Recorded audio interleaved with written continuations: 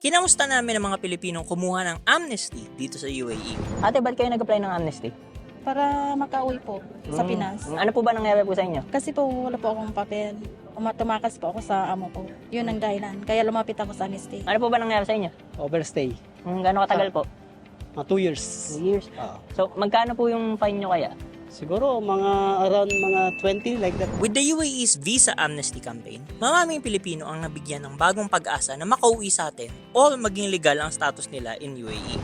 Ang mga fines nila and violations, all forgiven. Kaya big help po, sobrang pasasalamat kasi at last na-lift yung fine at makakauwi na ng Pinas. This campaign is running until October 31. So, kung may violations ka, please, mag-apply po tayo ng amnesty. Let's take advantage of UAE's generous initiative.